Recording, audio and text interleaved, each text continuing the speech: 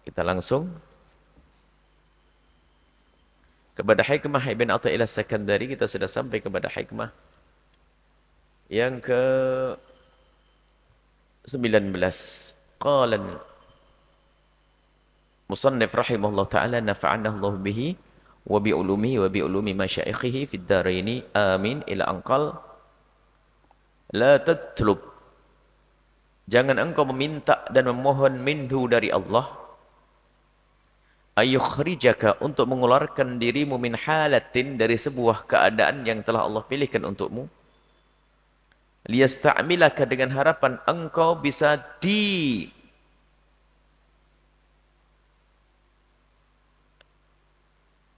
dengan harapan engkau bisa berbuat, atau Allah menjadikan dirimu untuk bisa berbuat fima siwaha, dengan pekerjaan yang lainnya. Walau aradaka, kalau Allah menghendakimu, lasta'malaka min duni ikhrajin, kalau Allah menghendakimu untuk sesuatu, niscaya Allah akan menjadikan dirimu, istakmal itu menggunakanmu, tapi menjadikan dirimu min duni ikhrajin, tanpa engkau dikeluarkan dari sesuatu yang sudah engkau tekuni saat itu. Ada seseorang sudah ditempatkan oleh Allah di dalam satu wilayah. Jika dirimu sudah berada di dalam sebuah wilayah, wilayah di sini maknanya adalah pekerjaan, posisi, tempat. Selagi dirimu sudah berada di sebuah keadaan yang di dalam keadaan tersebut engkau tidak melakukan keharaman, misalnya kami buat contoh saja yang ini digemari oleh semua orang, pebisnis, digemari manusia, ahli dunia kan mencari dunia. Jika engkau sudah ditetapkan oleh Allah dalam wilayah bisnis, Anda berdagang, dan ternyata dalam Anda berdagang itu Anda tidak melanggar syariat Nabi Muhammad, cara jual beli Anda adalah benar, halal, tidak meninggalkan kewajiban-kewajiban, sholat pun tertib, bahkan bisa rajin berjamaah, qabliyah, ba'diyah, bahkan semua karyawan pun telah Anda bimbing untuk bisa dengan benar menjalankan syariat, yang wanita menutup auratnya, sholatnya tepat, perdagangan Anda adalah bagus dan bisnis hebat, kaya raya Anda, dan di dalam kekayaan Anda tidak ada keharaman, zakat Anda keluarkan. Baik, kemudian suatu ketika Anda mendengar tentang keutamaannya ahli ilmu. Wa yarfa'illahu alladhina amanu minkum walladhina utul ilma darajat. Yarfa'illahu alladhina amanu minkum. Allah akan mengangkat derajat di antara kalian dari ahli ilmu. Terus keutamaan ilmu. Kemudian ahli ibadah yang bisa melakukan ini itu. Lalu Anda terpesona. Karena Anda terpesona, Anda minta kepada Allah untuk dihijrahkan daripada keadaan Anda, yang keadaan Anda sudah bermanfaat. Anda menjadi orang kaya, yang kerjaan Anda dibimbing oleh Allah, tidak ada keharaman, bahkan ada kemanfaat besar di dalamnya, semua karyawan juga sholat, kemudian Anda bayar zakat, bahkan dari kelebihan kekayaan Anda pun Anda bisa banyak berbuat baik, bisa bangun pesantren, bangun masjid. Ini sebuah keadaan. Kemudian lihat, Anda terpesona di saat mendengar berita kemuliaan ahli ilmu. Lalu Anda minta, pengen untuk hijrah, ingin menjadi ahli ilmu. Apakah itu hal yang baik? Bukan suatu hal yang baik. Sebab begini, selagi apa yang kau lakukan ini adalah tidak melanggar syariat, ketahuilah, berarti tempatmu adalah di situ. Kalau engkau ingin menjadi orang mulia seperti ahli ilmu tadi, engkau pun tidak harus pergi ke sana. Sebab kalau keluar dari tempatmu menuju ke sana, belum tentu kau sampai, dan engkau meninggalkan kemuliaan yang sudah saat ini kau tekuni. Untuk menjadi seorang alim butuh waktu yang panjang. Kadang mondok seminggu bubar itu si kaya tadi. Tidak jadi apa-apa nanti kan. Mau mondok, saya ingin jadi seorang alim, saya mau mondok-mondok pesantren, umurnya sudah 45. Saya cemburu, saya ingin menjadi seorang alim, saya akan tinggalkan dunia saya. Loh, duniamu tidak haram, kenapa harus kau tinggalkan? Tapi saya ingin dapatkan kemuliaan ahli ilmu. Baik. Kalau Allah menghendakimu untuk mendapatkan pahalanya mereka, Allah bisa, lastakmalaka, Allah bisa menjadikan dirimu tanpa mengeluarkan dirimu dari keadaan tersebut. Bagaimana caranya? Mudah bagi Allah. Ternyata dengan kekayaan engkau bantu ulama, keluar para ulama. Keluar para ustadz, lihat. Memang orang-orang alim pangkatnya tinggi di hadapan Allah. Yarfa'illahu ladina amanu minkum. Pangkatnya tinggi, akan tapi karena kiprahmu membesarkan mereka, engkau sudah ada di atas mereka. Artinya, hendaknya semua itu menyadari tentang apa yang Allah tetapkan untuk dia saat ini. Menjadi apa dirimu saat ini? Kalau Anda menjadi seorang pejabat, tidak ada keculasan di dalamnya, tidak ada kezaliman di dalamnya, tidak ada keharaman di dalamnya, tidak ada dosa di dalamnya, berarti Anda punya tempat yang baik saat itu. Jangan berhayal untuk menjadi selain Anda. Bahkan tidak perlu Anda minta kepada Allah untuk dihijrahkan dari tempat tersebut. Oh, Anda bukan melakukan keharaman, kenapa harus hijrah? Dan orang punya bakat masing-masing. Ini yang sering kami serukan bahwasanya tugas berdakwah, berjuang adalah tugas semuanya. Umat manusia. Umat Nabi Muhammad punya tugas untuk berjuang dan berdakwah. Kuntum khairu ummatin ukhrijat linnasi ta'muruna bil ma'rufi wa tanhauna 'anil munkar. Kalian semua adalah sebaik-baik umat yang dihadirkan oleh Allah di tengah-tengah bangsa manusia. Yang diseru oleh Allah adalah semuanya. Yang diajak bicara oleh Allah adalah semuanya. Ini Allah tidak ngajak bicara orang alim saja. Tapi kuntum, kalian semuanya. Si melarat dan si kaya. Si pejabat dan rakyat. Semuanya diseru. Kuntum, kalian semua adalah sebaik-baik umat. Sebaik-baik umat bagaimana? Apakah cukup kita menjadi sebaik-baik umat lalu mengaku gitu saja tanpa ada bukti? Ta'muruna bil ma'ruf. Mengambil bagian amar ma'ruf nahi mungkar. Amar ma'ruf nahi mungkar artinya tugas siapapun yang dia adalah umat Nabi Muhammad sallallahu alaihi wasallam. Ta'muruna bil ma'ruf wa tanhauna 'anil munkar. Baik. Aku sekarang ingin mengambil bagian amar ma'ruf nahi mungkar. Bagaimana? Apakah aku harus menjadi orang alim? Oh, tidak. Engkau menjadi dirimu sendiri. Dan menjadi dirimu itulah kelengkapan dalam perjuangan.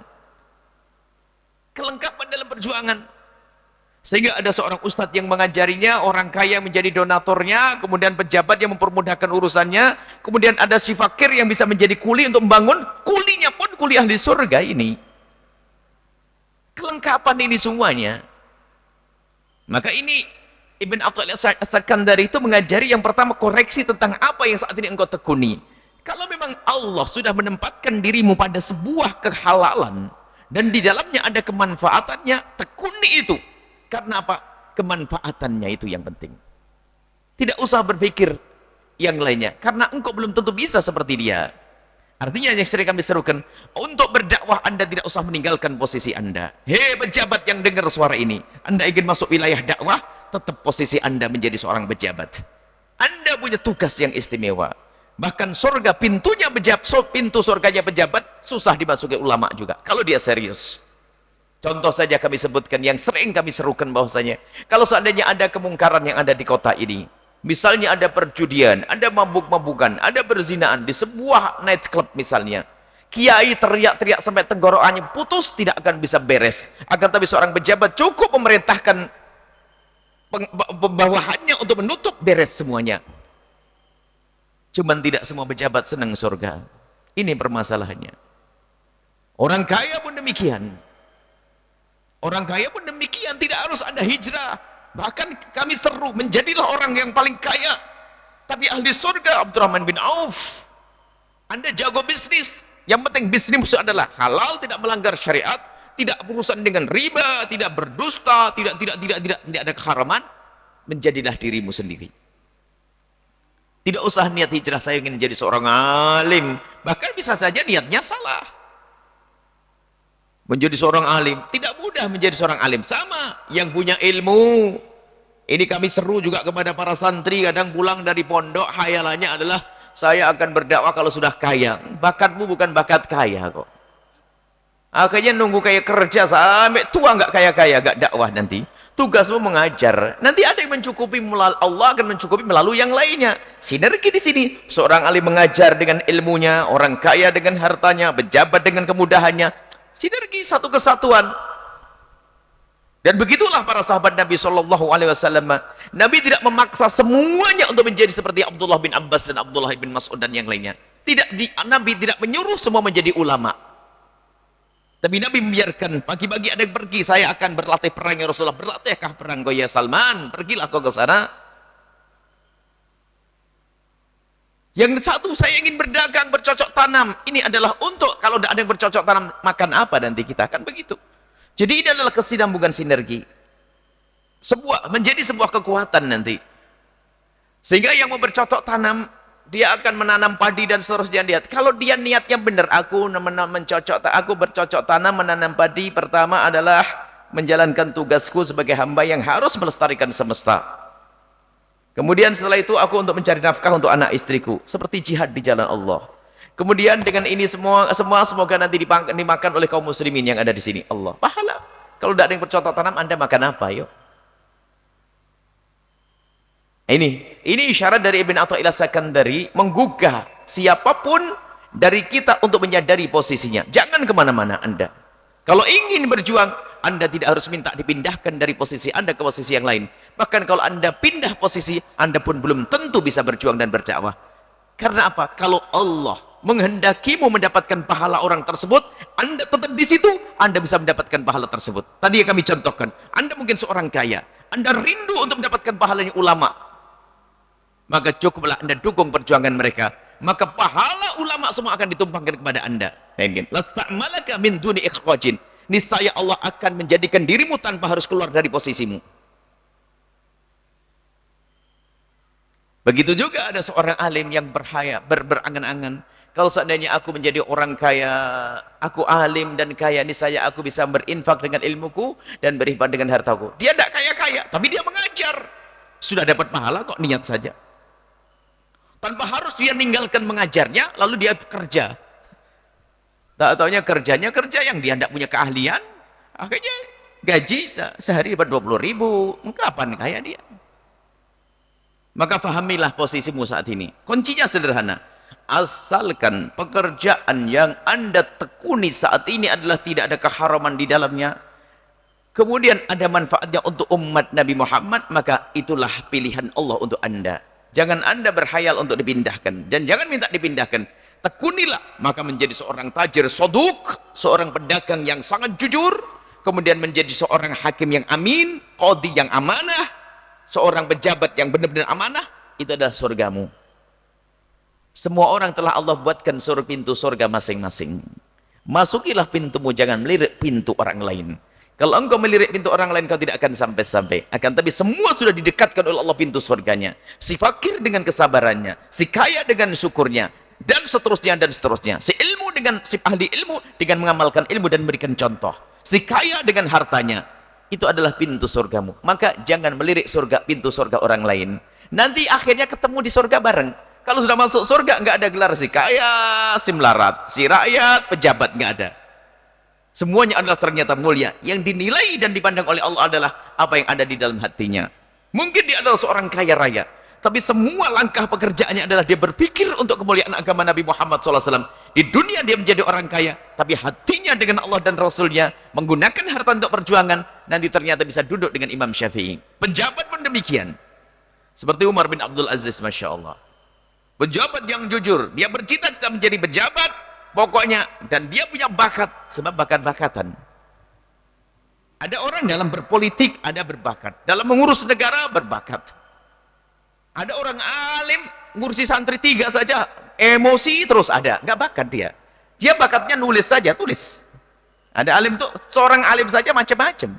Ada seorang alim yang bisa jadi murabbi, ada seorang alim yang hanya bisa menulis, ilmunya disampaikan nulis.